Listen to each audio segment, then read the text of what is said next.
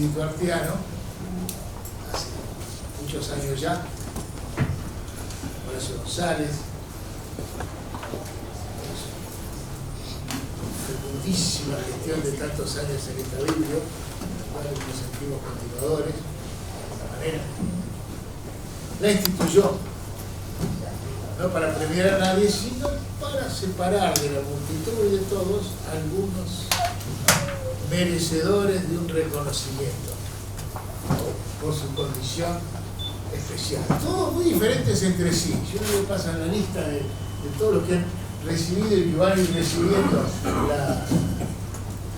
la rosa de cobre, los Estados Unidos con la excelencia, y en el sentido menos grandilocuente de la palabra, por su excepcionalidad. Son tipos distintos, tipos muy distintos. Hace poquito le entregamos una rosa de cobre a Marcelo Poe. No le voy a decir que va a ser el próximo, pero sí sabemos que hoy es a Adolfo Colombo. Adolfo es algo realmente un poco desmesurado. Esa es la sensación que uno tiene. No sé qué sensación tiene, pero es algo desmesurado, así como se lo ve. Nos reencontramos hace pocos meses, en marzo, abril, después de mucho tiempo de no vernos. Él vino junto con alguien que se ha convertido ya en nuestra amiga, Marta Lusac, vino con ella, por otras cuestiones.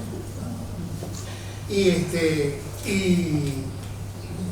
Adolfo siempre tiene un libro de bolsillo, y acá lo que escribió ayer, o que va a escribir mañana, y venía además, miren qué hermoso, que probó viralidad el asunto, venía además, como siempre, saludablemente, con un montón de proyectos.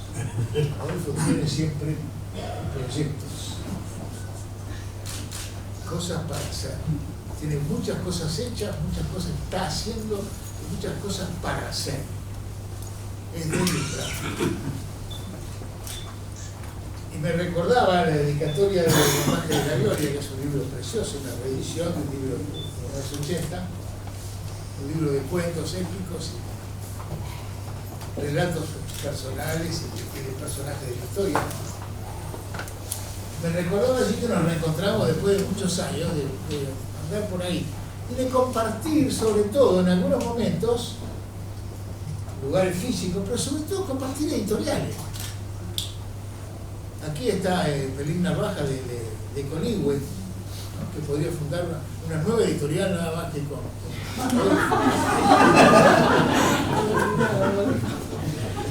no está por acá, pero puede estar en cualquier momento otro amigo, Coco Manuquian de Cicus, o la gente del Centro Cultural, del Centro de la Cooperación. Son lugares que compartimos editorial, compartimos espacio. El primer libro de cuentos me lo editó Ediciones del Sol, me lo editó Pelín con Adolfo, en los años 80, y en esa época creo que fue, en los años 90, perdón, en esa época creo que fue que nos cruzamos las primeras veces.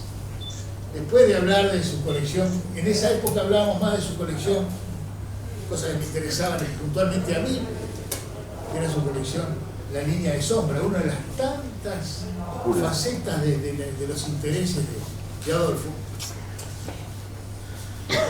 Una colección en la cual entraba desde Conrad Stevenson hasta mí, Adolfo. Y nos hubiera gustado participar algunos más.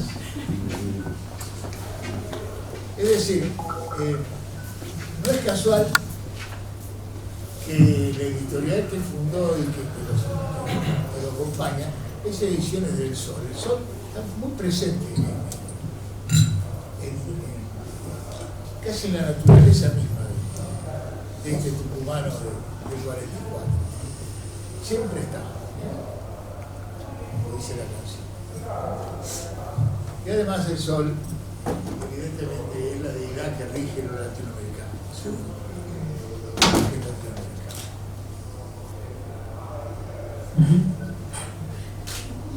Es un narrador prolífico. Y sobre todo, hoy me comentaba Roberto Arno, un compañero de la Biblia, que es director, que ha estudiado otras cosas que nosotros, administración y eso. El profesor le daba los libros de antropología.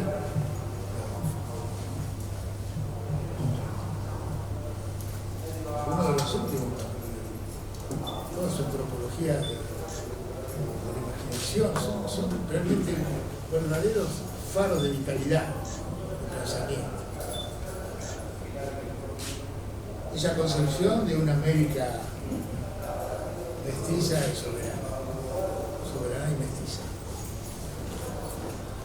En ese sentido completa una línea de pensamiento que tiene larga raigambre en el pensamiento latinoamericano y que muchas líneas que confluyen en él, con absoluta originalidad.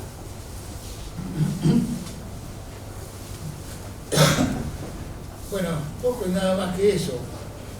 El hecho de que sea un tucumano del mundo, ¿no? Es un verdadero tucumano, siempre está en otra parte, viene de algún lado, va.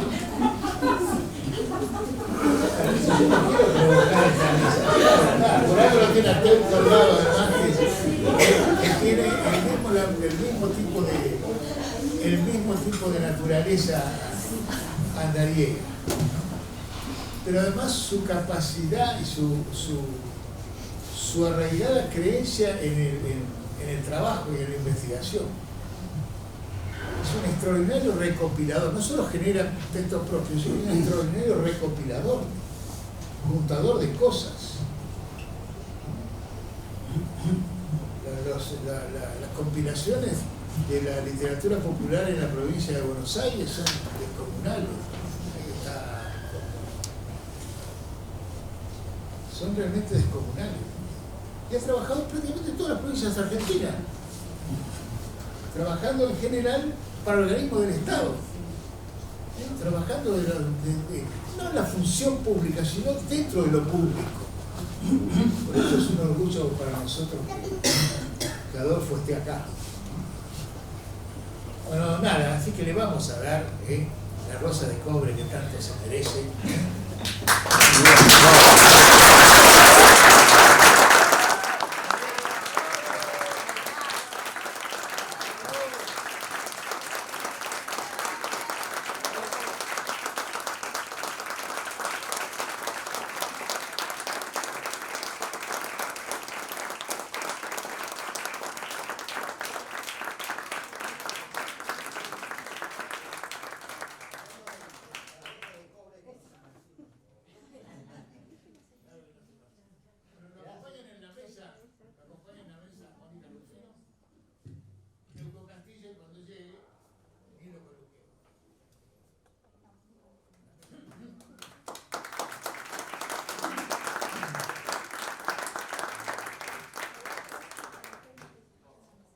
Señoras, señores, me toca a mí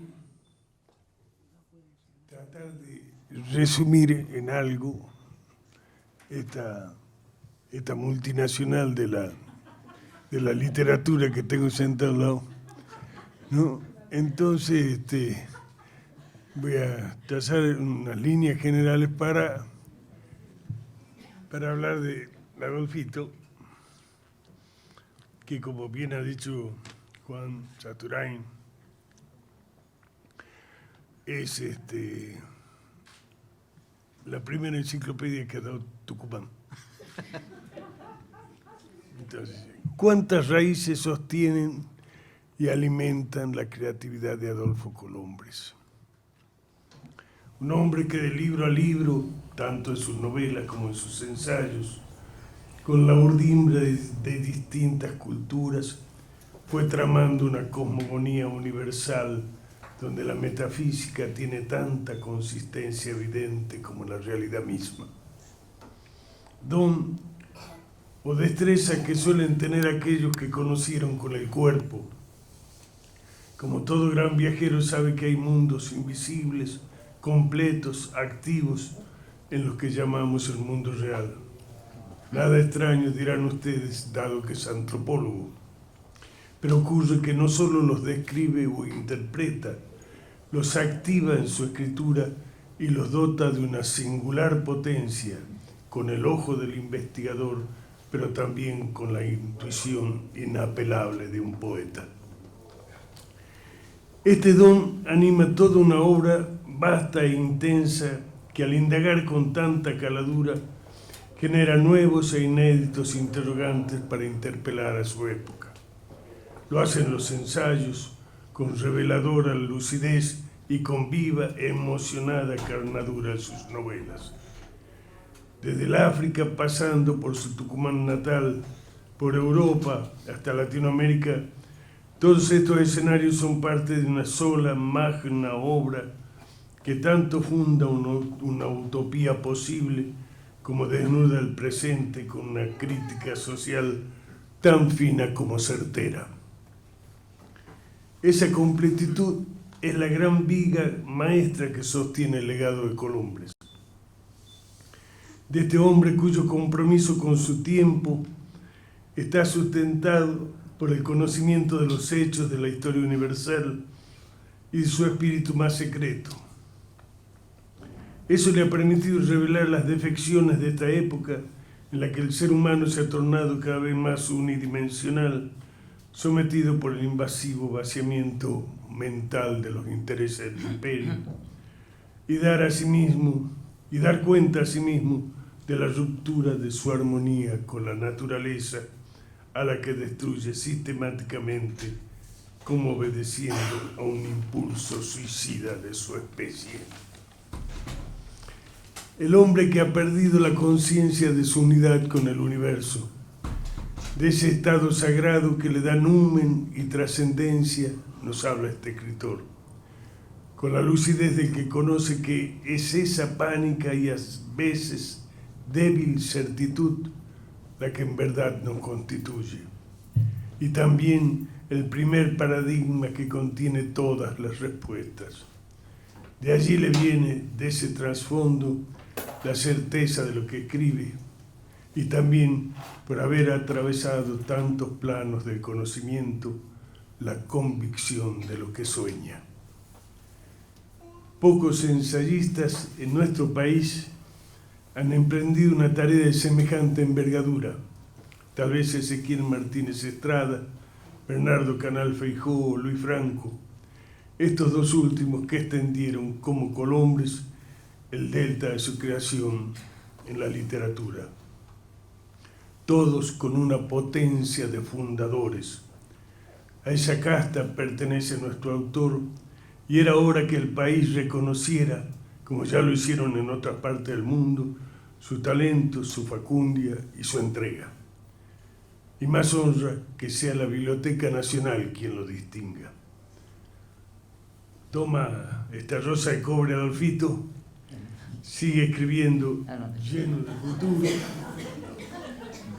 y nunca te des cuenta que ya has hecho historia en la historia de tu tierra.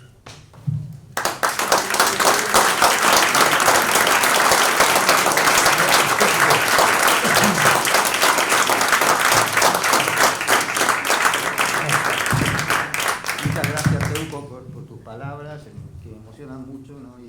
Y quería ahora, yo prácticamente no me siento a veces más latinoamericano, ¿no? En general, y porque he vivido experiencias en muchos países, he dejado incluso muchos afectos, etcétera, y trabajos y cosas que muchas de ellas han cambiado el mundo, ¿entendés? O cambiado por lo menos los destinos de los países. Entonces he elegido a 4 países y cuatro personas que van a hablar así por video, ¿no es cierto?, que dando cuenta de los trabajos, las cosas que hicimos en cada uno de estos países, ¿no? Empezamos, bueno, con Mercy Ruiz, ¿no es cierto?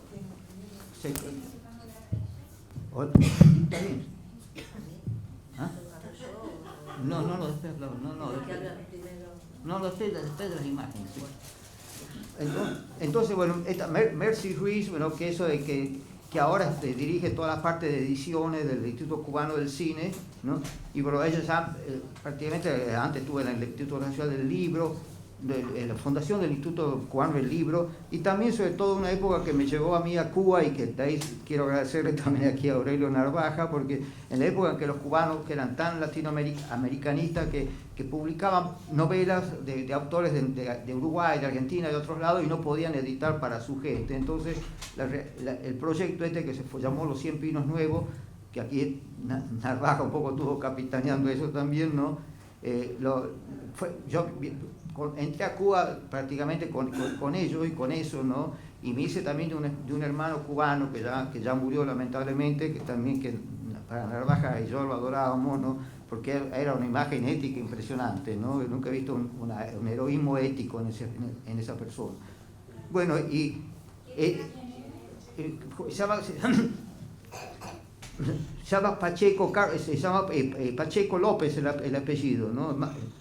Bueno, y era, en su etapa final de su vida se ocupaba de todas las ediciones del Instituto Cubano del Cine y de la revista también Mercy, se ocupaba personalmente más bien de la revista de cine cubano, que es la más antigua y la mejor revista sobre cine que hay en América.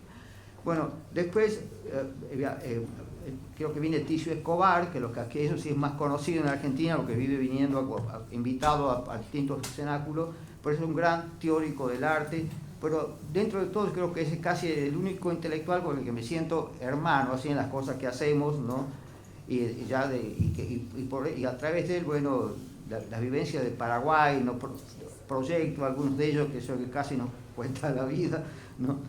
Por las represiones de Stroessner ya en esa época, ¿no? Bueno, después Salomón Nadma, que yo creo que en un momento que yo tuve que participar estaba en Ecuador y ayudé a la formación de la CONAIE, ¿no? Que estaban dirigidos en parte una movida de los Shuar, que los Shuar es una de las tribus la parte más activa de los famosos reductores de cabeza, ¿no? Ahí fui a parar como asesor, digamos, de la reducción de cabeza. Entonces, esto a muchos vendría bien que reducir la cabeza para que no piensen tan mal, ¿no? Entonces, bueno, a raíz de esto sí me complicaron, porque por ser extranjero no podía estar metido en nada de eso. Bueno, y esta persona, que Salomón Nadma, fue el que me salvó prácticamente, porque el embajador de México no quería recibir, México en Ecuador no quería darme la visa para ir a México, donde me llamaban para trabajar en el Instituto Nacional Indigenista. Entonces, bueno, la cuestión es que él, un asesor que tenía, hizo hablar al hermano, que su hermano, que era embajador de México en Irak, en Bagdad, y de Bagdad, parece un cuento de las 1001 noches, de Bagdad lo llamaron al canciller, y del canciller lo llamó a su embajador para decirle que me deje llegar a México. Y bueno, y cuando llegué a México, ahí estaba él a las 11 de la noche esperándome, a pesar de que dirigía cientos de personas, miles de personas, ¿no? Estaba ahí humildemente esperando que llegara, y me llevó a su casa. Este es Salomón Nadma Citón, ¿no? Después, Autor Uvidia, también, que nació el mismo año que yo, es un escritor y crítico ecuatoriano, considerado como más importante también de su generación, bueno, que tiene varias novelas publicadas, libros de cuentos, y sobre todo, bueno, también una posición militante así en la escritura. Estuve también ligado al tema editorial con la editorial El Conejo, que era una editorial muy latinoamericanista también, bueno, ¿no? Y por último, a ver qué. No, ya están los cuatro, ¿no? Entonces, eso lo hablo porque vamos a pasar ahora a los videos de esas cuatro personas. Vamos a empezar con Mercy Ruiz, que en 3 minutos dice montones de cosas. Y también digamos, bueno, es decir, habló Nubidia, que también en 5 minutos dice también un montón de cosas, bueno. Y creo que eso es importante porque siento que yo no estoy solo en Argentina, ¿entendés? O sea, que dejé pedazos del cuerpo en varios países, incluso otros que no figuran aquí, como podría haber sido Bolivia y Brasil, que fue Brasil mi primer gran amor, digamos, ¿no? Bueno, así que entonces vamos a pasar las películas y después, bueno, vamos a seguir con la mesa, ¿no? Yo voy a presentar ahí para ver.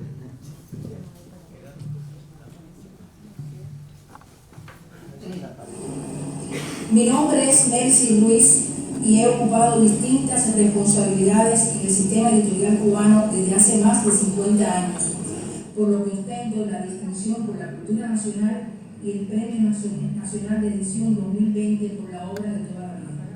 Actualmente soy la directora del sello Ediciones ICAI, perteneciente al Instituto Cubano del Arte e Industrias Cinematográficas.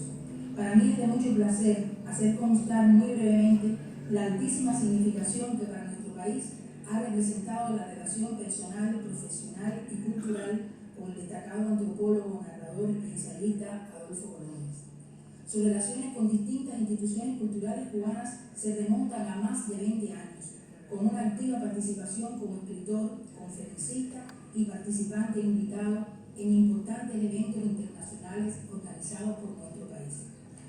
No alcanza el tiempo que tenemos en esta brevísima intervención para reseñar la amplísima participación de Colónez en el panorama cultural cubano, pero podemos destacar, entre otros, que en septiembre de 1999 fue homenajeado especial de la Segunda Bienal Internacional de Oralidad, que se realizó en Santiago de Cuba.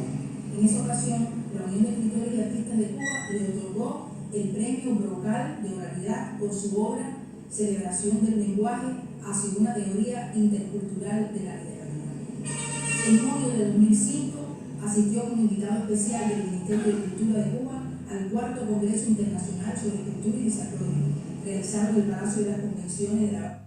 Y en junio de 2007 participó como invitado especial a su quinto Congreso, donde integró el panel plenario que inauguró el Congreso. En 2008, el CAI grabó un video sobre su pensamiento antropológico y filosófico y organizó 6 seminarios sobre antropología visual del arte y de la literatura, los cuales se impartieron con la participación del Instituto Superior del Arte y del Instituto de Historia.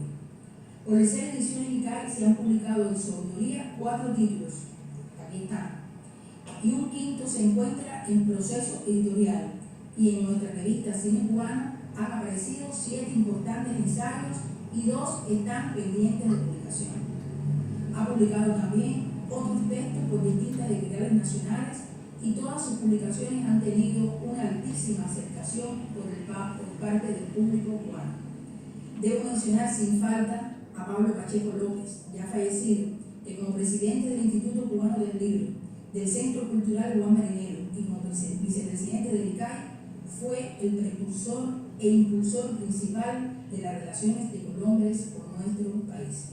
Y para concluir, puedo asegurar que Adolfo Colónez es uno de los intelectuales extranjeros más prestigiosos, reconocidos y queridos en Cuba.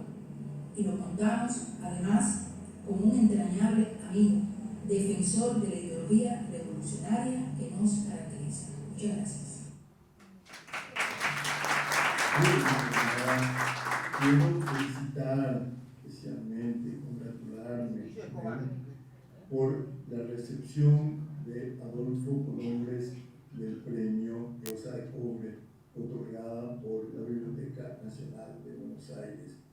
Es realmente este reconocimiento para un ensayista, antropólogo, escritor argentino, tiene una dimensión latinoamericana y nos afecta a todos, quizá posiblemente mundial, porque su pensamiento es enormemente rico, motivador y tiene resonancias que trascienden su país y la región. La oportunidad de premiar no solamente a quien ha legado, sino a quien está legando continuamente, es especialmente significativo porque tiene que ver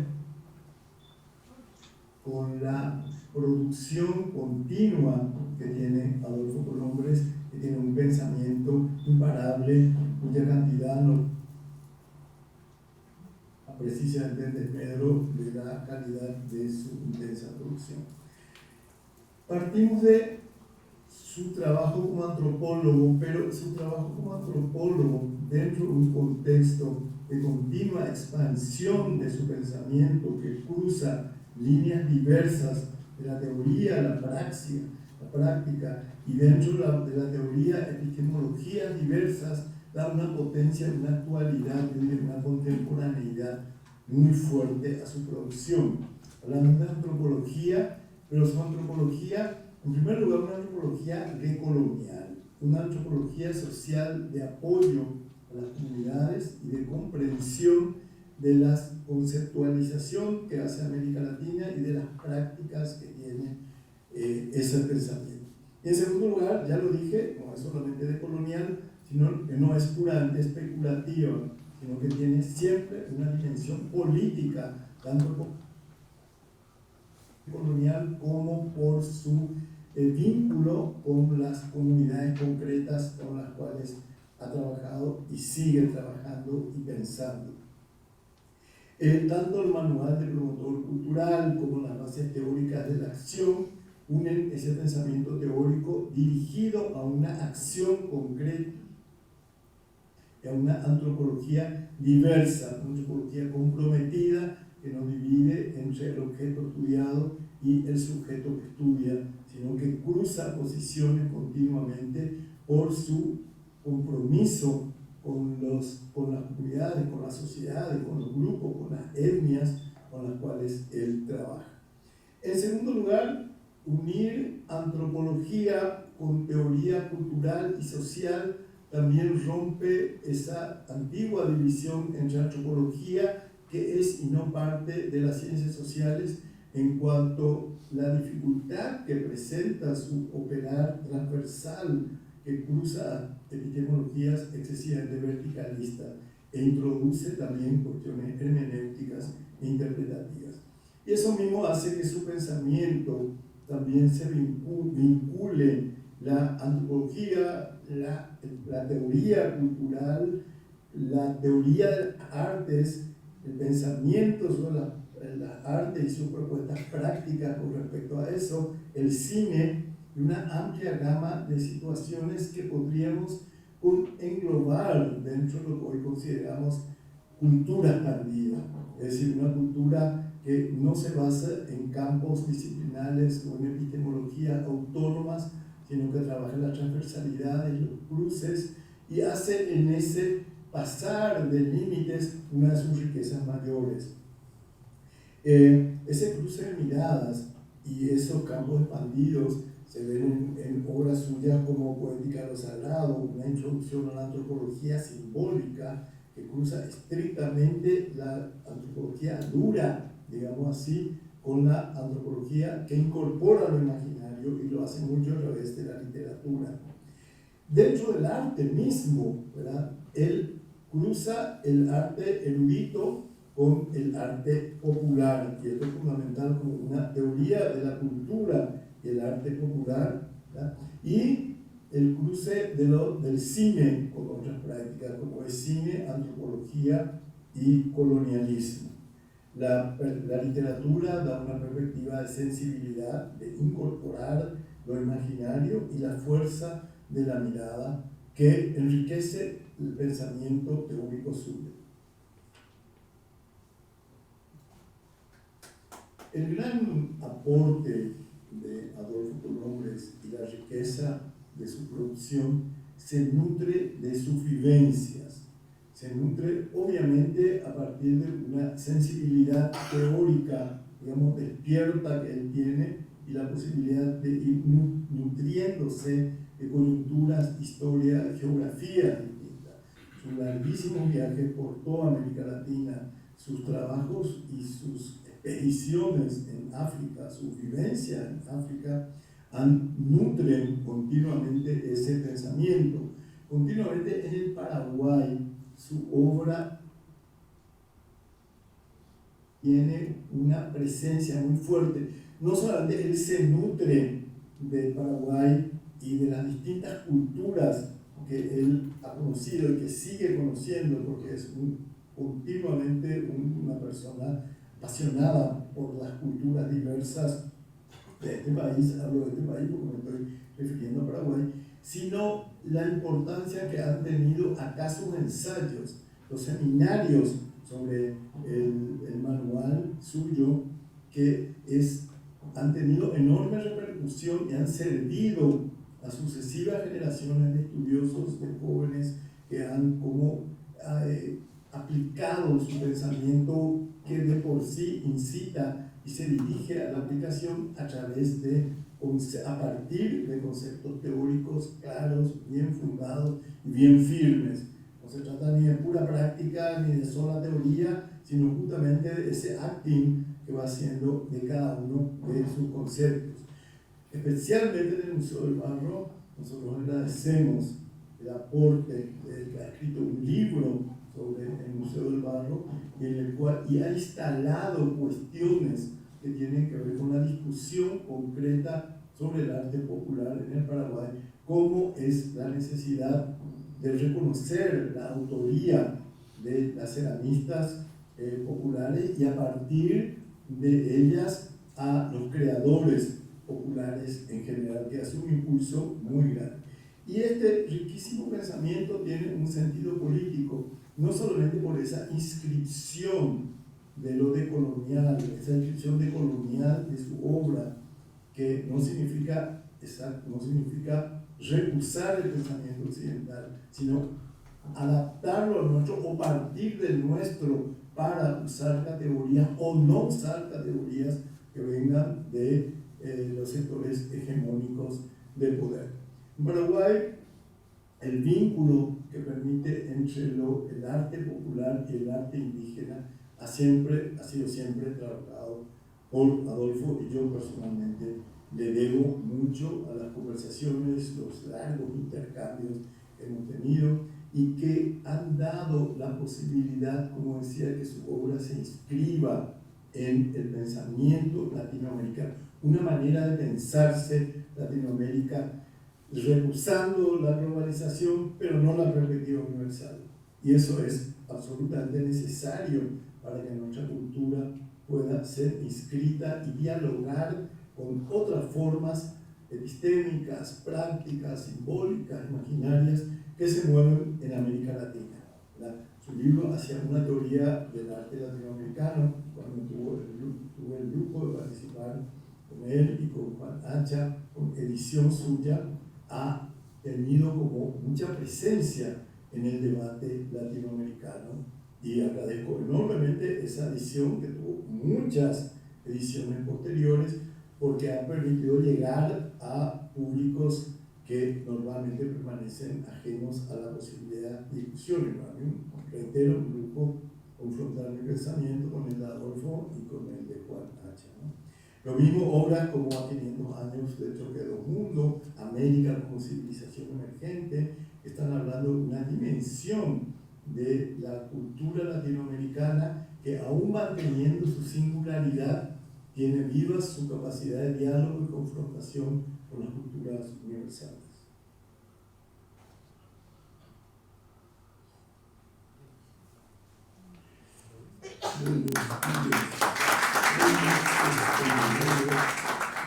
A hablar de mi amigo y colega Adolfo Colombres. Lo conocí a través de un hecho bien relevante sucedido en Ecuador, de igual manera que está sucediendo la represión contra los indígenas y los intelectuales en Ecuador actualmente. En la época que lo conocí, en los años 70, me llamó, yo no lo conocía, y recibí una llamada de él a mi teléfono particular comunicándome que se encontraba en riesgo de ser aprehendido por el gobierno ecuatoriano, y por esa razón le pedí a las autoridades mexicanas de Migración y Relaciones Exteriores que le apoyaran para venir a México y no ser detenido en Ecuador. De esa manera llegó a México y como no tenía donde hospedarse, ni tenía dinero, lo hospedé en mi casa y allí estuvo varias semanas hasta que logró acomodarse y poder traer a su esposa y a su hija. De esa manera dio el principio de una relación que ya tiene casi 50 años. El maestro Colombres es de profesión abogado y bueno, desde el punto de vista jurídico es un defensor de los derechos humanos de los pueblos indígenas de México y de Argentina y de Ecuador y de todas partes del mundo. Cabe destacar la relevancia de su trabajo como escritor, como poeta, literato y un gran analista de la realidad desde el punto de vista de los relatos y de las descripciones muy precisas de la vida de los distintos pueblos que ha visitado.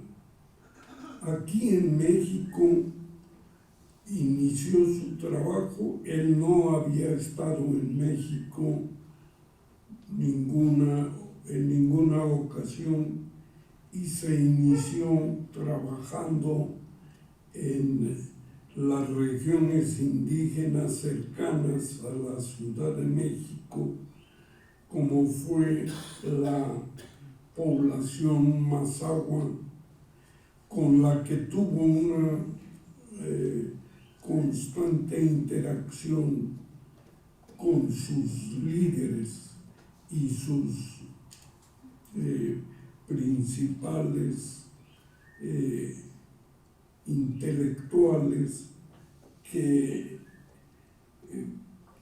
se encontraban en plena actividad en la zona del Estado de México para construir un centro ceremonial y tener un centro cultural al cual nuestro amigo Colombres apoyó académica e intelectualmente. Quisiera recordar también su papel relevante en la Dirección General de Culturas Populares con el compañero antropólogo Leonel Durán, con quien entabló también una gran amistad hasta la fecha, y de esa manera ha continuado viajando y visitando México. Su libro sobre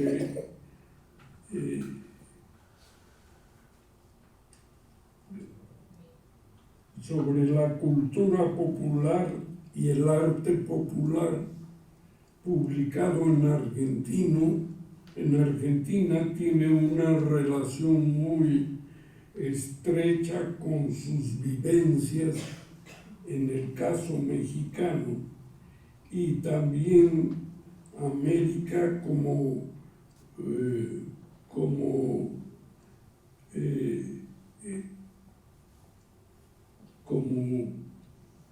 civilización emergente. Eso, como civilización, está referido a su gran amistad con Darcy Ribeiro, el gran antropólogo brasileño. Los dos compartimos mucho los trabajos y la literatura del gran Darcy Ribeiro, y de esa manera pudimos entretejer una amistad académica y cultural. Y cabe destacar también el importantísimo trabajo que desarrolló en culturas populares con el manual del promotor cultural, que ya fue publicado varias veces y utilizado para la formación de promotores culturales para todo México, y que la Dirección General de Culturas Populares lo ha utilizado constantemente. Este trabajo le dio un renombre en Cuba y en otros países que no están dentro de la hegemonía norteamericana, como Cuba, Nicaragua, El Salvador, etcétera, donde también han desarrollado y utilizado su libro sobre el promotor cultural. Yo quiero destacar la aportación importante del refugio que le otorgamos en México y que generó una segunda patria para Adolfo Colombres, sobre todo ligado estrechamente a la comparación entre distintos países del desarrollo cultural de las clases sociales más pobres y menos favorecidas del continente americano. Él siguió teniendo una gran relación con Ecuador y seguramente con muchos otros países de América Latina, como actualmente con Bolivia, que es un país muy cercano a la región donde nació Adolfo Colombres, en Argentina. Estos son mis comentarios. Se pudiera seguir hablando de su obra más en detalle, pero cabe destacar la importancia y relevancia de un intelectual del siglo XX y XXI que, como otros intelectuales argentinos, se vinieron a vivir a México y dejaron su aportación y su semilla en este territorio mexicano, y se ha expandido por el todo, sobre todo por América Latina. Pues estas son mis palabras, esperando que pronto tengamos el gran reconocimiento de este importante intelectual argentino. Muchas gracias y felicito a mi amigo Adolfo Colombres.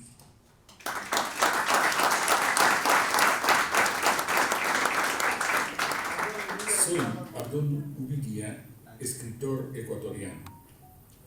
Estoy aquí por 3 motivos. El primero, para celebrar el muy merecido premio Rosa de Cobre que la Biblioteca Nacional y el Ministerio de Cultura de Argentina han otorgado al gran escritor Adolfo Colombres.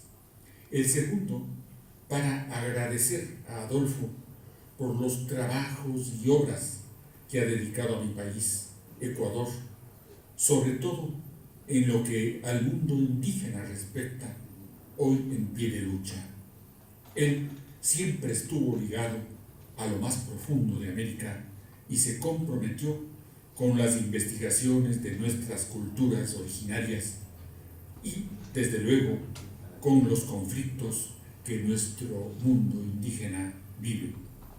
El tercer motivo es para declarar mi admiración por la formidable obra que entre viajes y exilios Adolfo Colombres ha logrado edificar, incansable, vertiginoso, lúcido y apasionado. Me refiero a sus bellas novelas como El exilio de Sheresade, Sacrificio, Sol que regresa o Las montañas azules, entre las más de 20 que ha escrito, y también a sus extraordinarios trabajos antropológicos, entre los cuales me es imposible dejar de mencionar La poética de lo sagrado, quizá el mayor de sus ensayos, o el que mejor conozco, en el cual el erudito serio, el pensador profundo y el escritor claro y directo se juntan para entregarnos una cosmovisión que integra el mundo real y el imaginario, lo terrígeno y lo universal, la física y la metafísica, lo pagano y lo sagrado, que cunden en un mismo espacio pleno de vasos comunicantes. Conocí a Adolfo en 1976, cuando concluía en Quito su novela Tierra Final, con la que daba por terminado el ciclo dedicado a Tucumán. Realmente, desde el primer momento, yo prefiguré su sólido destino de escritor, esa inteligencia chisporroteante y esa vehemencia oral tan caracterizada y contundente que se trasladaban de modo seguro a su febril escritura. Adolfo ha publicado ya decenas de libros y su labor creadora prosigue con notables reconocimientos internacionales. Felicitaciones, querido Adolfo, por Rosa de Cobre, este prestigioso premio. Gracias por tus trabajos dedicados a Ecuador. Gracias por tu obra gigante y fundamental. Gracias por ser como eres.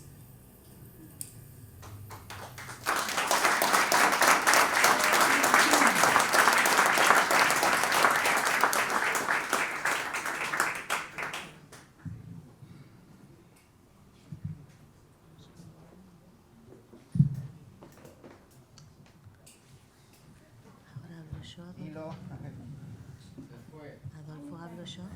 ¿Empiezo a hablar yo? Sí. Bueno, Mónica Rufino ahora va a hablar también de... No sé, le pedí que se refiera sobre todo al tema de la integración, los trabajos de la integración latinoamericana y el tema también de la emergencia civilizatoria de Centroamérica, ¿no? Bueno, buenas noches, un gusto estar acá, feliz del premio que acaba de recibir Adolfo, muy merecido, como muchos amigos y colegas tucumanos y sobre todo los chicos digo yo, pero son en mi equipo de trabajo de la Facultad de Filosofía y Letras de la Universidad Nacional de Tucumán, que un poco hablo por todos ellos, ¿no? Y también quizás por todos los grupos que trabajamos y seguimos con Adolfo, como el grupo Nadir que está acá, y todos esos grupos que va arrastrando Adolfito, y que seguimos ese rastro y bueno, después ya no lo podemos dejar. Voy a hablar de Adolfo Colombres por mí y por todo un equipo en quienes la obra y la dinámica de Adolfo Colombres nos influye e inspira y que de algún modo seguimos, porque esto ya muestra un modo de su presencia en nuestro trabajo, es decir, consiste en un legado. Adolfo Colombres es un maestro, un pensador, un colega, a quien escuchamos, es un motor que nos activa, que siempre tiene una nueva idea para insistir con esas causas que compartimos, esas que siempre impulsan nuestro hacer y nuestros pensamientos, y a las que de modo persistente Adolfo y nosotros dedicamos nuestros estudios, nuestras clases, nuestros libros, nuestras preocupaciones. De este ideario voy a destacar una, a la que Adolfo dedica gran parte de su obra escrita y pienso que también la totalidad de su compromiso militante. Hablo de la integración regional de nuestra América, una causa que implica varios temas y tareas abordados por Adolfo desde sus primeros escritos, como lo son el proceso emancipatorio de América, la situación y condición de las comunidades originarias, sus luchas y las dinámicas de poder, el valor del patrimonio cultural e histórico de nuestros pueblos, el sentido de las sabidurías ancestrales y su lugar en la educación y las prácticas culturales de nuestra sociedad, el problema civilizatorio que orienta a su idea de América como civilización emergente, las cuestiones sobre identificación y constitución de las identidades culturales, el condicionamiento impuesto por las lógicas de consumo y extendidas al ámbito de la cultura cuyos principios se contraponen, con los efectos disolventes de las matrices autóctonas, con sus análisis de las consecuencias y variantes. Todo lo cual hará deriva tan ricamente en sus reflexiones sobre el arte y el lenguaje, en la teoría transcultural del arte, por ejemplo, la celebración del lenguaje, entre otras obras y en todas sus revisiones y varias ediciones. Lo que además asume legítima aplicación a los procesos identificatorios de culturas de todo el planeta, como bien lo muestra en su obra Para casos del África profunda, otro gran mundo que resplandece en sus escritos con detalles de deleite, respeto y pasión por esas culturas donde lo originario está vivo y vigoroso. Quiero señalar dos trabajos realizados por idea y gestión de Adolfo Colombres y que tuvimos el honor de compartir. Una, la Declaración de la Independencia Cultural de Nuestra América, que compartimos también con el Grupo Nadir y el Foro de Pensamiento Latinoamericano de la Universidad Nacional de Tucumán, guiados por Adolfo. Partimos de algunas consideraciones muy elementales, las que yo voy a comentar acá, porque es un escrito bien fundado y que está en internet, lo podemos ver, Declaración de la Independencia Cultural de Nuestra América, un proyecto con el que fuimos por distintos lugares, espacios políticos, educacionales, educativos, sociales, hasta que por fin encontramos oídas en la decana de la Facultad de Filosofía y Letras, que entendió de lo que se trataba el manifiesto, y pudimos hacer ahí en la Facultad de Filosofía y Letras esta declaración por la autorización de la doctora Mercedes Leal, que en ese momento era decana de nuestra facultad y hoy es la vicerrectora de la Universidad Nacional de Tucumán. Teníamos en consideración esa expresión de Alberti sobre que un pueblo es civilizado únicamente cuando se basta a sí mismo, y también que no hay verdadera emancipación mientras se está bajo el dominio de un ejemplo extraño o de formas exóticas, que nuestra América, a pesar de las valiosas experiencias políticas, jurídicas, filosóficas y culturales que aportó en el pasado y continúa aportando hoy a la humanidad, sigue siendo una región que aún no se ha definido a sí misma en términos de una civilización. Que la actual situación de tensión y disputa, digo actual de ese momento, pero es actual hoy también, ¿no? Y muy patentemente, situación de tensión y disputa permanente con el colonialismo cultural que hoy se expresa en cada conversación, en cada mensaje, en cada información y ponen en jaque las luchas y conquistas del sueño libertario, nos exige, cito, una nueva apuesta a la esperanza, lo que nos lleva a firmar y difundir esta declaración en tanto intelectuales, artistas y activistas sociales de los diversos países de América Latina y el Caribe comprometidos con la causa de la patria grande, hoy en serio peligro. Declaración que no se hace desde ningún poder instituido, sino desde la conciencia del proceso histórico de nuestros pueblos, desde sus luchas libertarias, desde el clamor de un planeta esquilmado y contaminado por las corporaciones, desde lo más profundo y legítimo de nuestros sueños colectivos, que un poco hoy lo vemos en las calles, ¿no?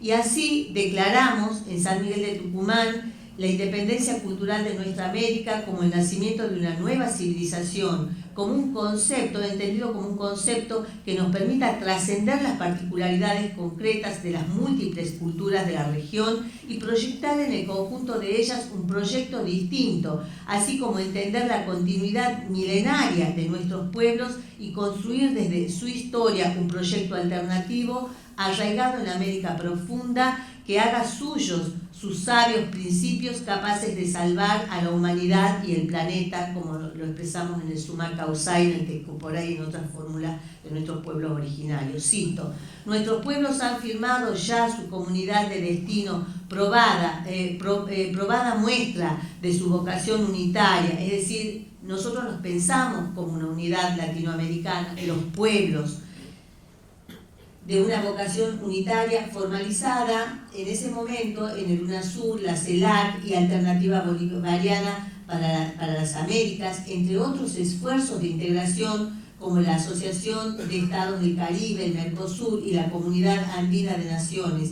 aunque todos ellos están hoy en peligro por la intervención de poderes enquistados en nuestras sociedades. Hablamos de los pactos de colonialismo interno, siempre vigentes y vigorosos, que nos combaten valiéndose de medios concentrados que mienten e incriminan falsamente a diario toda tentativa de integración regional e independencia real. Lo que formalizamos en este manifiesto es nuestro firme compromiso de no claudicar en nuestra tarea integracionistas con todas sus implicancias, lo cual no es extemporáneo, ya que las amenazas que nos atentan son hoy cada día más patentes en nuestro diario vivir cotidiano y profesional, ¿no? Más actual que esto realmente es imposible.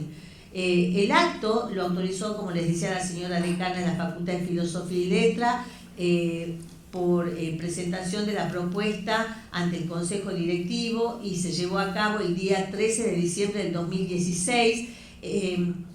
Esta convocatoria fue firmada y promovida en distintos países de nuestra América, en todo nuestro país también, en nuestra región, por Leopoldo Castillo, Juan Falú, Eduardo Nieva, el cacique de Viaguita Calchaquí, Julio Salgado, Luis Reyes, filósofo de Catamarca, Héctor Gatica, Alejandro Ruidejo, por nombrar algunos. En todo el país, Yuyo Noé, Atilio Borón, Raúl Zaffaroni, Osvaldo Bayer, Luisa Valenzuela, Norberto Galazo, José Luis Corallo, Miriam Gómez, Carlos Cuyen, Nilo Cayuqueo, Alcira Bonilla, Dina Picotti, Ricardo Gómez, Lola Proaño, Roberto Fernández Retamar desde Cuba, Ticio Escobar, que lo vimos, Ismael González, Frei Beto desde Brasil, Susi Castor desde Haití,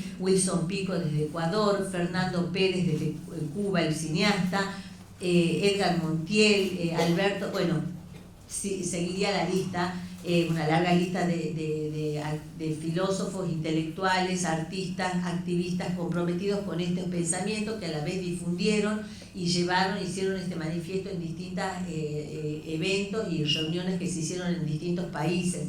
Propiamente a nosotros nos invitó a hacerlo Roberto Fernández Retamar en Cuba, lo hizo Luisa Valenzuela también en México, con el grupo de escritores, y se hizo también en Brasil y en Ecuador.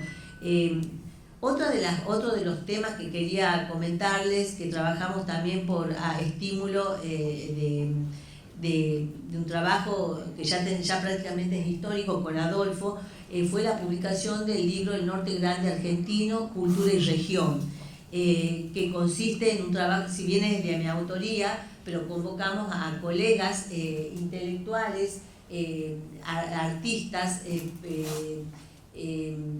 personas comprometidas desde siempre con el estudio y el desarrollo de las regiones NOA y NEA.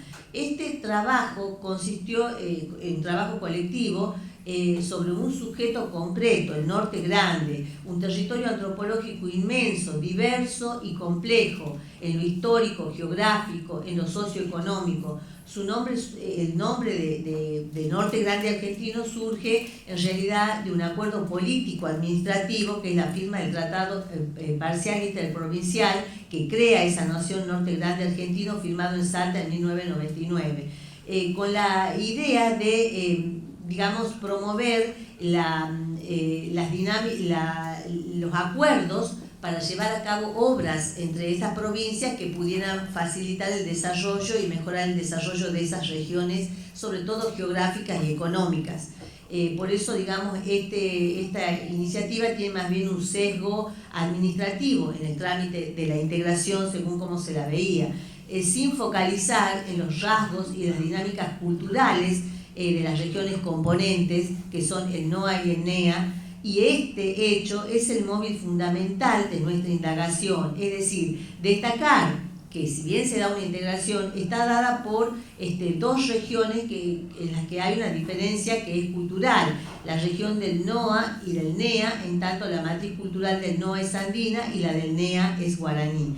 Y desde este reconocimiento nos propusimos abocarnos a analizar los rasgos propios y específicos de cada región y rescatarlos como aportes a un proceso de integración en una gran región, el Norte Grande argentino, que se potencie y se sirva de las coincidencias y diferencias culturales de cada matriz.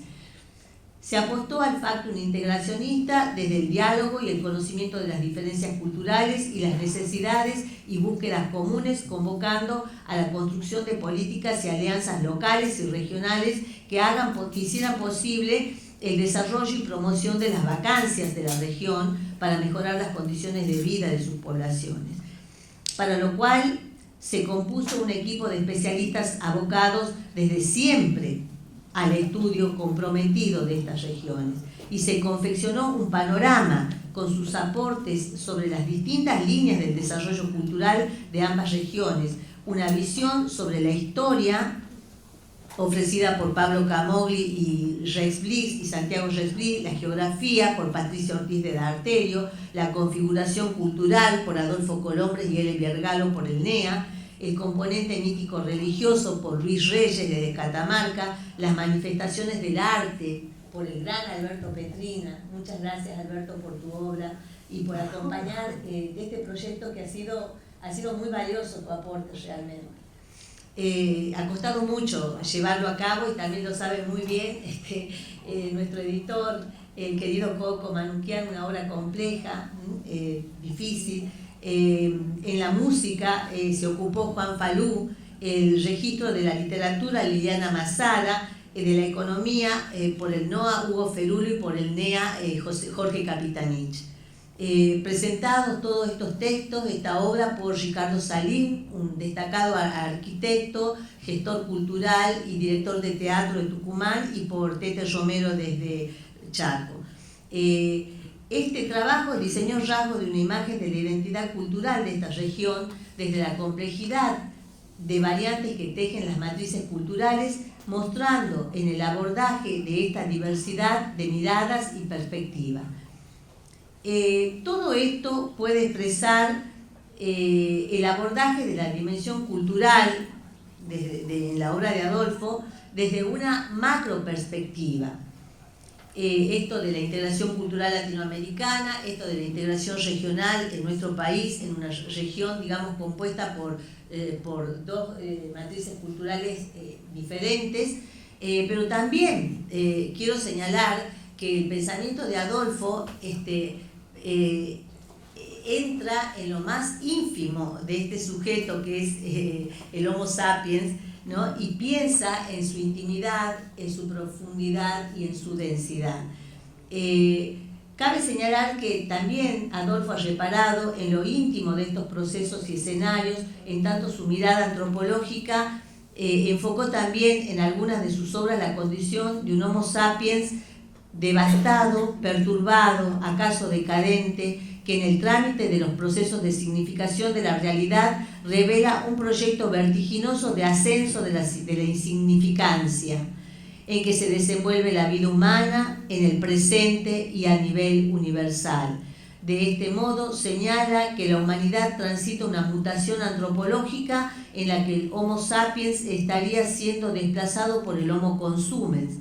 Tal alteración es animada por la globalización neoliberal, que progresivamente nos condiciona y lo que implica un enorme retroceso en la moral de la especie. En este abordaje tematiza en lo profundo e íntimo de esta microdinámica antropológica, donde los temas serán lo sagrado y lo profano, lo luminoso, el espacio y el tiempo sagrado, el mito, el juego ritual, el simbolismo, el aura y el deseo.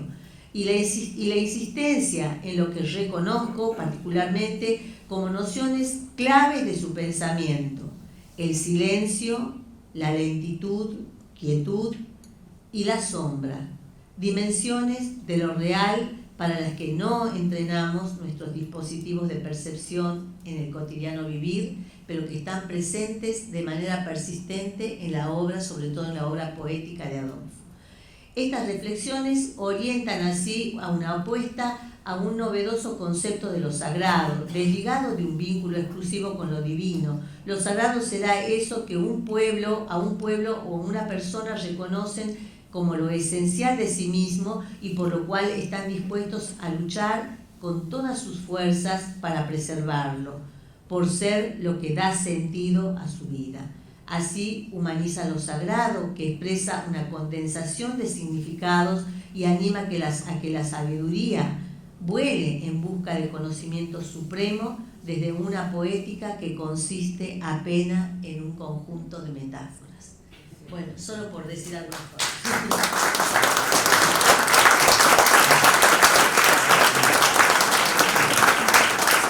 Ahora toca el turno a Nilo Cayuqueo, compañeros de andanzas también que van desde el Amazonas hasta París, ¿sabes? Donde se llegó un día queriendo para estudiar inglés en París, no sé. Bueno, ¿qué hacía París? Sí. Bueno, buenas noches, Mari, Pupeñi, por la bien. Llegué un poco tarde porque estoy viniendo yo soy de Los Toldos y vengo de Los Toldos y había mucho tráfico, así que llegué como 20 minutos, media hora tarde, ¿no? Se venía muy desesperado porque había mucho tráfico. Pero bueno, finalmente llegué, estoy acá. Quería estar acá en compromiso con nuestro querido amigo Adolfo de tantos años. Conocí a Adolfo cuando yo vine a Buenos Aires. Yo vine a los 15 años, pero no lo conocí cuando recién vine, pero lo conocí después, porque desde muy joven comencé, desde muy chico, en la militancia del movimiento indígena, principalmente el movimiento mapuche en Los Toldos. Y cuando vine a Buenos Aires a estudiar, a hacer el secundario por las noches, porque mi viejo se vino a Buenos Aires, ahí empecé a tomar contacto con otros hermanos de otras provincias, de otros pueblos, y ahí en ese interín iba al barrio YPF, que ahora le llaman Villa 31 en Retiro, y ahí conocí a Adolfo. No sé en qué año fue, pero nos conocimos en esa época, cuando éramos... 1972. Bueno, en esa época nos conocimos y empezamos a comunicarnos, ¿no? Era él intelectual, abogado, que estaba con su teoría, y yo era un joven también, pero con muchas inquietudes de compartir un poco que el movimiento indígena estaba vivo, ¿no? Porque para la sociedad bonaerense, porteña, los indios no existíamos, ¿verdad? No existíamos. La derecha nos quería matar como nos quiere matar hoy, y la izquierda decía, bueno, tienen que integrarse al proletariado, ustedes los indios son explotados proletarios, tienen que integrarse. Y bueno, Adolfo era mi sostén, porque él apoyaba nuestra teoría, decía, no, los indígenas tienen derecho a ser autónomos, tienen derecho, son una cultura diferente, tienen derecho a manejar su cultura, su economía, su educación. Bueno, y los demás lo miraban medio raro a Adolfo, porque era un poco como la mosca en la leche, ¿no? Porque él decía algo diferente a lo que decían los demás, que planteaban la revolución socialista y proletaria, ¿no? El movimiento popular, y nosotros los indios nos integramos ahí. Bueno, eso es toda una historia con Adolfo, y en el año 73 creo que producto de esas interacciones que teníamos en el barrio IPS, donde estaba el cura Mujica, estaba la Juventud Peronista, que era muy fuerte en esa época. Ahí nos conocimos y seguimos interactuando, formamos una asociación en Buenos Aires con otros hermanos, y en el 73 Adolfo estaba en contacto con los hermanos de Paraguay, y ahí se conoció que los hermanos indígenas en Paraguay estaban siendo masacrados por los cazadores, por los terratenientes, y Adolfo tomó contacto con gente de la Universidad de Asunción en Paraguay, con el famoso Chase Sardi, nuestro querido amigo el gato Chase Sardi, que se nos fue, y acordaron hacer un encuentro para apoyar a los pueblos indígenas en Paraguay. Así que fuimos con Adolfo a Paraguay a un encuentro que se hizo en el lago Ipacaraí, ¿no? Bueno, había una dictadura feroz en toda Sudamérica, y sobre todo en Paraguay estaba el dictador Stroessner, que era un fascista, y prohibió la reunión. Estuvimos 2 días dando vueltas y que no nos podíamos reunir, y finalmente por gestiones de la Iglesia, del Consejo Mundial de Iglesia con la base en Ginebra, nos permitieron reunir, y bueno, fue una cosa muy importante para nosotros, porque por primera vez nos reuníamos indígenas de Sudamérica, Bolivia, Perú, Venezuela y de Argentina, ¿no? Y Paraguay, por supuesto. Fue una cosa muy emocionante, muy importante para nosotros. Fue el comienzo de un trabajo internacional, y Adolfo desde afuera hacía sus aportes. Decía, ustedes tienen que hacer sus propias, no tienen que manejar nadie, tienen que liberarse del paternalismo, porque la sociedad antropológica hasta ese entonces era bastante paternalista, ¿no? Había muy pocos que realmente estaban planteando la autonomía de los pueblos indígenas, el autodesarrollo, como se decía en esa época. Y entonces Adolfo influyó, y también influyó cuando en el año 72 se llevó a cabo el primer encuentro de pueblos indígenas en Argentina, que lo llevamos a cabo en la Universidad del Comahue, en Ecuador, en Neuquén, y a partir de ahí comenzó un trabajo de comunicación entre los pueblos indígenas de todo el país. No nos conocíamos, los collas, tobas, mapuches, y Adolfo fue el primero que publicó un libro sobre ese encuentro que se hizo en Neuquén, en la Universidad de Comahue, y fue el primero también que publicó sobre el encuentro que hicimos en Paraguay. Se llamó primer parlamento del indio del Cono Sur, que se llevó a cabo en el lago Ipacaraí. Y el libro de Adolfo, no sé si no trajo los libros, tiene un montón de libros. Adolfo y por la liberación del indígena es un libro azul que está agotado, pero si ustedes lo pueden, no sé si está en algún lado, si tienen la oportunidad de leerlo, Adolfo recoge todas las propuestas de los pueblos indígenas y las condensa en un libro que se llama Por la liberación del indígena, que fue muy leído por nosotros y en las comunidades mismas. Ese libro lo llevábamos a las comunidades, lo repartíamos. A él me había conseguido unos cuantos libros que la editorial nos donara, porque no teníamos plata para comprar libros, por supuesto. Entonces fue un aporte muy importante, fue el comienzo de un trabajo importante y con una perspectiva de, como decía Adolfo, ¿no? El trabajo del intelectual, del antropólogo, de apoyo. No tiene que ser una cosa paternalista como lo han hecho hasta ahora, ¿no? Tiene que ser una cosa autónoma donde ustedes mismos propongan qué es lo que quieren para sus sociedades y propongan algo también para reconstruir este país de Argentina, ¿no? Que está tan mal. Así que fue todo un intercambio. Hoy se habla mucho de la interculturalidad, pero en esa época ya nosotros hablamos de interculturalidad, de convivir, aprender una cultura de la otra, fortalecerla, celebrarla y construir algo diferente, ¿no? Porque nos hacían creer que Argentina era una sola, que venía de Europa, la cultura europea, y por supuesto ignorando nuestras culturas, que somos casi 40 pueblos en Argentina. Bueno, vino la dictadura Y bueno, Adolfo tuvo, por suerte pudo salir del país, también lo estaban buscando los militares, y se fue a Ecuador con su esposa, Paulina Mosichov, y Sol Colombre, que está aquí. Párate, Sol, por favor, que te conozca la gente.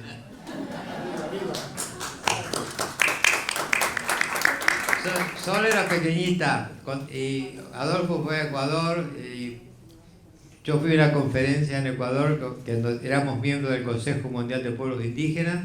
Fue en el 78, en plena dictadura, una cosa terrible, ¿no? Masacre por todos lados, pero nosotros decíamos, no, tenemos que seguir adelante en la lucha. Y éramos un poco ingenuos porque no sabíamos realmente el alcance que tenía la represión en esa época, ¿no? Entonces, fui a una conferencia en Ecuador y como Salomón Amad de México dijo que lo andaban buscando, ¿no? Lo metieron preso a Adolfo. Adolfo lo agarraron preso por soliviantar a los indios en Ecuador, porque Adolfo daba cursos preparando jóvenes, cursos de cómo organizarse, de información, historia, todo eso, derechos que había en esa época, que había muy pocos en las leyes, pero Adolfo los transmitía y hacía cursos, talleres. Y entonces para el gobierno ecuatoriano, que era un gobierno militar, el general Poveda decía que Adolfo soliviantaba a los indios, entonces lo metieron preso. Y sí, y justo se llevó a cabo el primer encuentro de pueblos indígenas en Ecuador, y yo fui a ese encuentro, y cuando lo encuentro a Adolfo en la selva, lo traían los policías agarrados, preso a Quito. Y el encuentro se hizo de todos modos clandestinamente, pero cuando volví después de 2 días a Ecuador, su esposa Paulina me dijo, Lilo, mira, Adolfo lo está preso, lo quieren deportar a Argentina. Y dijo, y si no, tenemos que hacer algo para que no se vaya a Argentina, porque ya lo van a matar, lo va a agarrar la dictadura de Videla, lo van a matar. Entonces, hicimos algo, la esposa de él lo hizo, Paulina, que nadie lo ha hecho en su vida, creo. Llegar a la casa del presidente de la República del Ecuador, el general Poveda, hasta su casa propia, llegamos al mediodía. Fuimos pasando los retenes, convenciendo a los retenes de que Adolfo era una persona buena, que Paulina conocía a la esposa del general Poveda. Sí. Mi mamá se atendía con un médico, con un kinesiólogo que lo había operado al presidente, dijo que era amiga del...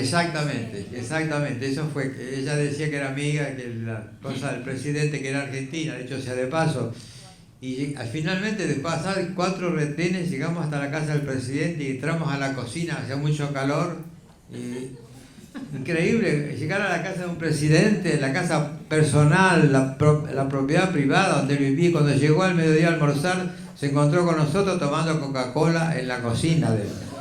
Sí, fue una cosa nunca vista. Y llegamos ahí, ¿qué hace esta gente acá? Y dice que conocen a su esposa, el señor trabaja en Naciones Unidas. Yo tenía una credencial que decía ONG Naciones Unidas, pero era una ONG nada más. Pero como no entendían mucho, decían, bueno, está bien. Y él dijo, no tengo tiempo a atenderlo acá, pero vengan a la tarde a mi despacho, a la presidencia, y los voy a atender. Era el general, ¿no? Que había matado... Almirante, ¿no? Que había matado como a 70, 80 obreros, trabajadores del azúcar, en Ecuador un mes antes. Mira con quién estábamos hablando, ¿no?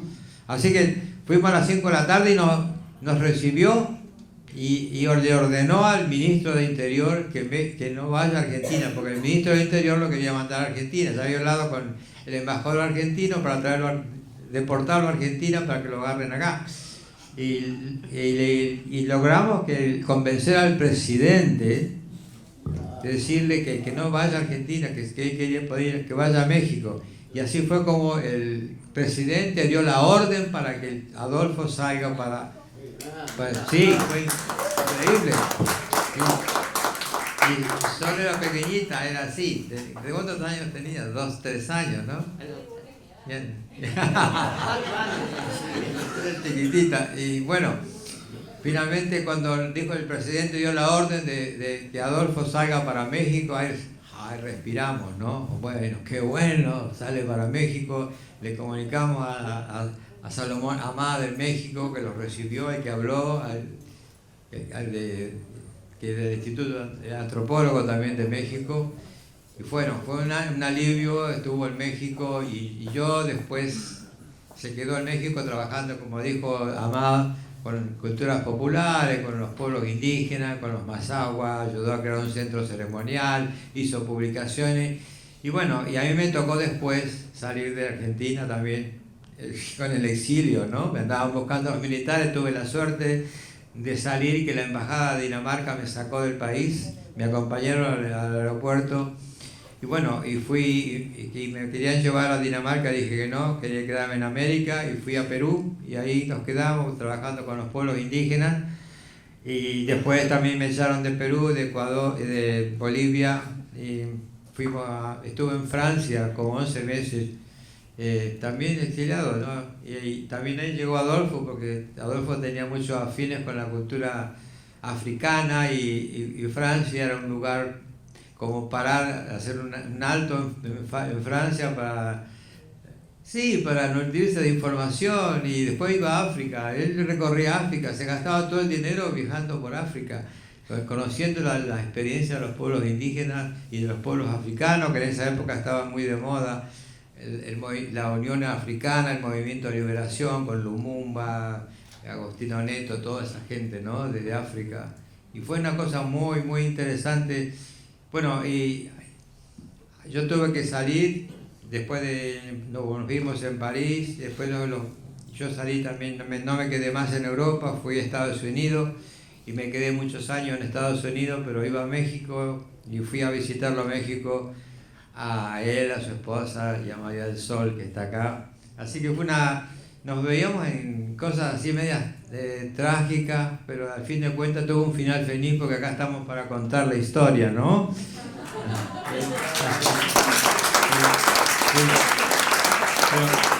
Pero volviendo un poco al trabajo académico, yo tuve la suerte de conocer también a algunos de esos antropólogos que son amigos de Adolfo, y leer algo material de los antropólogos de la época, ¿no?, que estaban planteando la liberación de los pueblos originarios, la liberación de la América, como decía Mónica, ¿no?, que este documento de manifiesto se los recomiendo que lo lean si no lo han leído, muy importante. Ahí sí que había intelectuales como Bonfil Batalla. Bonfil Batalla era un antropólogo de México, mexicano, que también murió en un accidente, por desgracia, pues lo perdimos hace como 15 años. Y Bonfil escribió un libro que se llama México Profundo, y ustedes no sé si lo leyeron algunos de ustedes, habla de la vivencia de los pueblos indígenas, de la opresión, pero las propuestas de los pueblos indígenas, de la sabiduría, y de cómo terminar con el paternalismo, ¿no?, de la gente, de que los antropólogos y los cientistas sociales que querían dirigir a los indígenas. Entonces, Bonfil Batalla y otros autores de la época empezaron a plantear la autonomía de los pueblos indígenas, y fue en ese entonces que también surgieron en Argentina, ¿no?, las propuestas de los antropólogos, y empezó a surgir una nueva escuela de antropología en Argentina, ¿no? Y basado en esas experiencias, en esas publicaciones, los libros de Adolfo fueron muy importantes.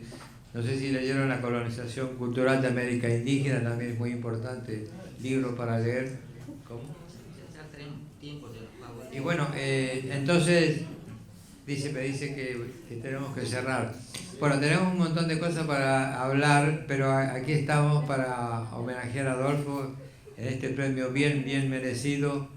Y bueno, y les recomiendo que puedan leer alguno de sus libros, ¿no?, y el manifiesto y todo lo que sea. Así que bueno, eso es lo que tenía que decir. Gracias.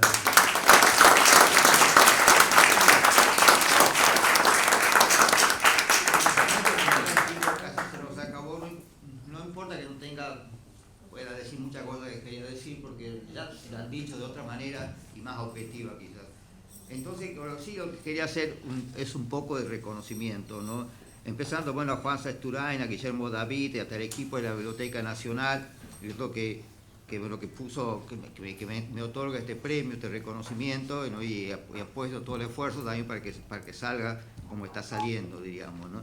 También quería agradecerle a gente que esta amiga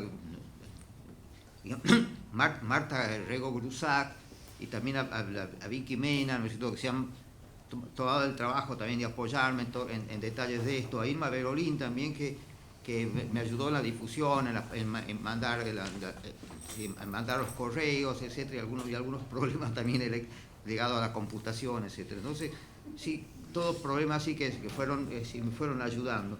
Pero quería también hacer un reconocimiento especial, ¿no?, hacia Aurelio Narvaja, que está aquí, ¿no es cierto?, a quien conocí cuando tenías 17 años, ¿no? Y creo que estaba entrando recién a la educación universitaria, bueno, y por supuesto con actitudes militantes, y ahí, no sé, es una relación que llega hasta el día de hoy.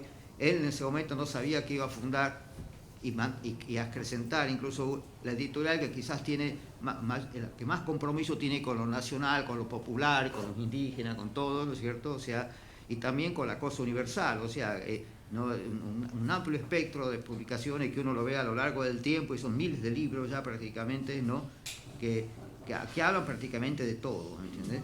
Y bueno, y ahí dentro de eso sí hice una tarea editorial, ¿no?, dirigiendo, por ejemplo, la Biblioteca de Cultura Popular, que ahora llegó a los 41 títulos, que toma todas ¿sí?, las literaturas indígenas, diversas cosas en todos los aspectos de la cultura. Otras colecciones, como también se llama los Senderos de los Pueblos Originarios, que son monografías también de los pueblos de América, que ellas pensadas para la educación secundaria, exactamente, ¿no?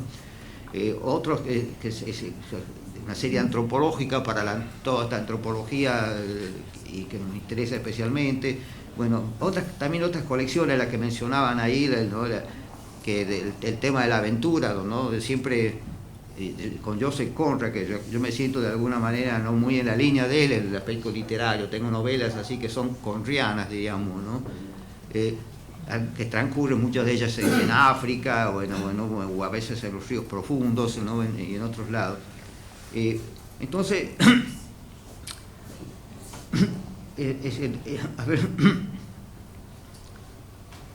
con él, además, fue él que me abrió un poco las puertas también de Cuba, ¿no?, cuando hizo el tema ese que les comentaba de los 100 pinos nuevos, porque los cubanos, como decía, eran tan latinoamericanistas que prefería la Casa de las Américas publicar a novelas de gente de otros países, y aunque no tuviera para publicar las novelas de los propios cubanos. Entonces, bueno, Narvaja intervino en este proyecto porque había mucha gente, escritores, que no habían tenido la oportunidad todavía de tener un libro preso, bueno, de hacer lo que se llamó los 100 pinos nuevos. Y con eso entramos a Cuba, que yo, como algo triunfal, etcétera, ¿no? Comentaba, yo antes vivía en México y pensaba para ir a Cuba, pero no quería llegar como cualquier turista, sino no tenía referencias concretas prácticamente para eso. Y bueno, unas cosas que no bien llegué prácticamente, que me organizaron, como yo ya había lanzado en Cuba ese libro América como civilización emergente, pero una versión previa a lo que fue la versión final, ¿no? Y entonces me dijeron que por qué no iba a hablar sobre eso con la Academia de Ciencias, y me mandaron ahí con muchos científicos, ¿no?, que eran como 15 más o menos que estaban, ¿no? Y yo decía, aquí me amasijan, pensaba yo, porque me imaginaba que me iban a mandar toda una cosa muy estrictamente marxista, etcétera, ¿no? Pero para nada, realmente fue una cosa muy buena. Me hicieron 2 observaciones, algunos aspectos de esta cuestión, ¿no? Pero todo terminó muy bien. La chica que me habían encargado para que me lleve ahí y cuando salimos me dice, yo elogiaba, ¿no?, las conversaciones que había tenido, pero ella me dice, no viste que todo estaba muy flaco, me decía. Y sí, claro, que era la época del periodo especial, que realmente tenían poca comida los cubanos, ¿entendés? Y entonces me contaba, ¿entendés? O sea, y por lo tanto, ¿no?, y yo le decía, bueno, pero hablando del transporte, etcétera, ¿no?, que podían venir en bicicleta, y no, dice, pero andar en bicicleta hay que comer, porque también se gasta mucha energía comiendo. Pero fue una experiencia interesante, porque yo ahí como que pasé ahí ciertos resquemores que tenía, ¿no?, a veces de que podía haber como un marxismo muy cerrado así al tema de América, y no, es decir, de pronto ya, de hecho, Cuba funciona como ampliamente latinoamericanista, tiene un compromiso que no es una ideología extraña para nada, al contrario, ¿no?, la acercaron, especialmente los yanquis, que hasta para mandar correos electrónicos tienen problemas, ¿entiendes? y a pesar de todo resiste, ¿no? Y bueno, también quería ya en este camino de agradecer a mis padres, ¿no es cierto?, que se ausentaron ya de la vida hace mucho, ¿no?, lo que les impide estar hoy, ¿no es cierto?, o que navegan en mi imaginario, ¿no? Y la idea de los fantasmas, ¿no?, que los fantasmas no es algo que pertenezca que no sea una rareza. Yo creo que incluso en algunas novelas últimas me estoy dando cuenta que vivimos con los fantasmas, que los fantasmas, en la memoria a veces los fantasmas son más importantes que las personas que nos rodean, porque son personas muy fuertes que han muerto y que de alguna manera no las están caminando al lado nuestro, ¿entendés? Entonces, y me interesa cómo en una novela realista meter a personajes que son fantasmas, ¿entendés? Y sin perder la condición realista, digamos, ¿no? Bueno, también quería agradecerle por todo lo que se imagina, ¿no?, lo difícil que debe ser hija mía, ¿no es cierto?, como María del Sol y Clementine también, que está en Francia, que las dos son así.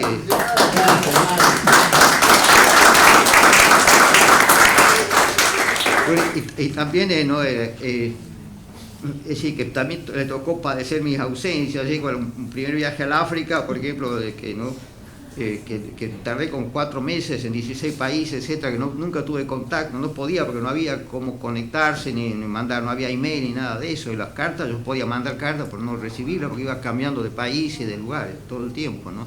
Y que me llevaban incluso a estar con los pigmeos y un montón de cosas que digo, ¿cómo salí de eso? Me digo, ¿no? Y mi hija me dice, sí, porque el Sol me decía que yo me había llevado todos los ángeles de la guarda de la familia y del barrio para que me protejan. Bueno, entonces también quería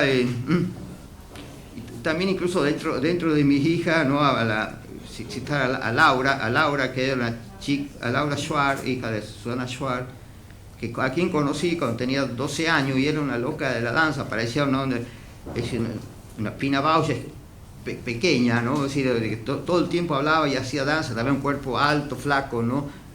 Y bueno, y resulta que andaba buscando un padre, digamos, porque el que le tocó en suerte, ¿no?, era un gran capitán de psicólogos aquí de Buenos Aires, ¿no?, que sí, que estaba siempre haciendo conferencias o encuentros con Heidegger y el psicoanálisis y cosas por el estilo, pero nunca porque Susana en algún momento se fue de la casa porque ya no lo aguantó, él estaba creciendo como poeta y él no la quería dejar crecer, entonces se fue cargando con la hija, otros van y lo echan a él, pero ella hizo al revés, se fue sola con su hija y le dejó todo, ¿entiendes? Y él no lo pudo soportar, ¿no?, este gran psicólogo, ¿no? Y realmente durante años nunca quiso saber nada de la hija, ¿no? Hasta que a los 15 años, cuando estaba por cumplir 15 años, ¿no?, ella lo fue a ver porque nunca le había pedido tampoco dinero, que necesitaba ya para la hija, sobre todo un poco de dinero. Bueno, se reunieron en un bar, le dio unos cuantos pesos, ¿no?, y le dijo, decile a Laura que cuando cumpla 15 años la voy a llamar. La pobre chica, qué sé yo, llegó ese día, de sus 15 años, yo fui uno de los primeros en llamarlo a las 9 de la mañana, y me dice, bueno, te corto porque estaba por llamar a mi papá, ¿no? Y a todos los que le llamaron después le decía lo mismo, te corto porque mi papá me está por llamar. Y el hijo de perra no llamó nunca. ¿Entendés? Eso es el psicoanálisis.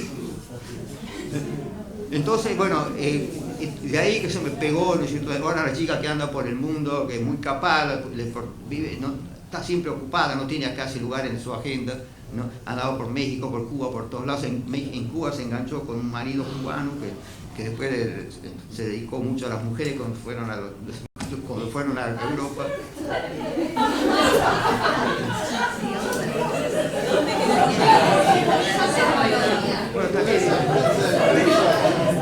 Bueno, y también quiero... Sí, ya cerramos. Y sí, por último, quiero agradecer también a la gente del grupo Nadir aquí, ¿no?, como a Soledad Márquez, Cecilia Hopkins, Celeste Cocomi, Galo Bodok, incluso el hijo de Liliana Bodok, que están en este momento trabajando y ya han estado muy avanzado con sobre una versión que hice del Popol Vuh de los Quiché de Guatemala, ¿no?, que va a ser como tomando tomando el video dance, digamos la danza teatro, porque también los quichés tienen ese género en su literatura, la danza teatro, ¿no? Y bueno, y es el Rabin al-Ashi, por ejemplo, que es un libro que está dentro y que lo siguen haciendo todavía en Guatemala, que está dentro de la danza teatro. Así que el año que viene este grupo, el grupo amoroso realmente predominantemente de chicas, ¿no? Bellas, muy llena la cabeza de ideas y de cosas y de voluntad de hacer cosas. Así que va a salir una linda obra que las pensamos llevar quizá a otros países de ser posible. Bueno, nada más que yo creo que ya... ¡Bravo!